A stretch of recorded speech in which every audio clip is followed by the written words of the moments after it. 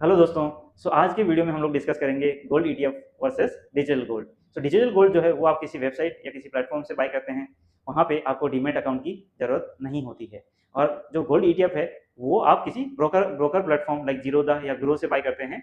They are backed by mutual funds. So in case of digital gold, since they are not regulated by RBI और सेबी, वहाँ पे आपको fraud होने का chances होता है। तो अब वो कैसे अवॉइड करना है, इसके लिए आपको कुछ चीज़ें चेक करनी होगी। तो उसमें से पहला आता है, उनकी वेबसाइट पे ये चीज़ मेंशन होना चाहिए कि that is 100% backed by physical gold. उसका मतलब ये कि आपने जितना भी डिजिटल गोल्ड बाय किया है उतना ही फिजिकल गोल्ड भी उनके पास होना चाहिए। तो पहला चीज़ आपको ये चेक करना है। दूसरा आपको चेक करना है कि उन्होंने ट्रस्टी अपॉइंट किया है क्या। ट्रस्टी मतलब ऐसा पर्सन जो इन्वेस्टर यानी आपका इंटरेस्ट ध्यान में रखते हुए चीज़ें चेक करे फिजिकल गोल्ड की। तो ये चीज़ आपको चेक करनी है।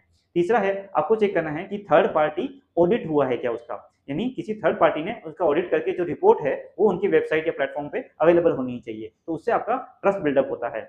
और चौथी चीज आपको चेक करनी है कि जो वोल्ट मैनेजर है, मतलब जहाँ पे आपको गोल्ड स्टोर किया है, उसका रेपुटेशन कैसा है। तो उसका जो रेपुटेशन है, जैसे कि कुछ नाम है, जैसे दो नाम है, जो एमएमटीसी पीएएमपी है, जो कि एक Indian government back volt manager है। दूसरा आता है आपका सेफ गोल्ड। सेफ गोल्ड जो है that is backed by Indian Boolean and jewellery association. तो ये दोनों जो नाम है, ये दोनों रेप्यूटेड नाम है। तो आपको चेक करना है कि ऐसे ही वोल्ट मैनेजर जो है उसकी रेपुटेशन कैसी है। अगर आप ये चार चीजें चेक करेंगे तो वहां पे आपको फ्रॉड होने के चांसेस कम हो सकता है। देखिए, गोल्ड जो है वो आप लॉन्ग टर्म के लिए इन्वेस्टमेंट के लिए ले रहे हैं, तो इसमें आपको ये पहले चेक करना है कि जो प्लेटफॉर्म आप इन्वेस्ट कर रहे हैं वो एकदम सुरक्षित है और वो फ्रॉड नहीं है। कई बार ये भी होता है कि जो प्लेटफॉर्म आप इन्वेस्ट कर रहे हैं उसका सिमिलर वेबसाइट भी क्रिएट किया जाता है, यानी जो फ्रॉडस्टर है they create a similar kind of website which is not the original website. तो ये भी आपको ध्यान में रखना है जब आप इन्वेस्ट कर रहे हैं तो वो ओरिजिनल वेबसाइट हो। अब गोल्ड ईटीएफ के केस में कैसा है, सिंस आप ब्रोकर प्लेटफॉर्म पे जाके कर रहे हैं तो वहाँ पे एक ऑलरेडी सेफ्टी होता है।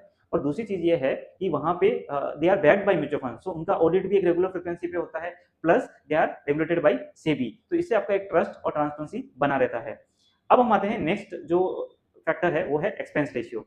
तो इन डिजिटल गोल्ड में एक्सपेंस रेशियो जो है वो क्लियरली डिफाइन नहीं होता है, वो प्राइस में ही इंक्लूड किया जाता है बहुत बार। तो इसकी वजह से एक ट्रांसपेरेंसी नहीं रहता है। बट म्यूचुअल फंड के केस में जो ईटीएफ का जो एक्सपेंस रेशियो है वो क्लियरली मेंशन किया जाएगा। इससे आपको एक ट्रांसपेरेंसी रहती है, एक क्लैरिटी रहती है कि एक्सपेंस रेशियो क्या रहेगा। तो ये सब जो फैक्टर्स है वो आपको चेक करना है, एंड देन ओनली आप कंपेयर करना है कि वेदर आपको डिजिटल गोल्ड बाय करना है या ईटीएफ बाय करना है। ओके, सो ताकि आप जो आपका लॉन्ग टर्म का इन्वेस्टमेंट है वो एकदम ग्रो हो और आपको सेफ एंड साउंड इन्वेस्टिंग मिले। Thank you.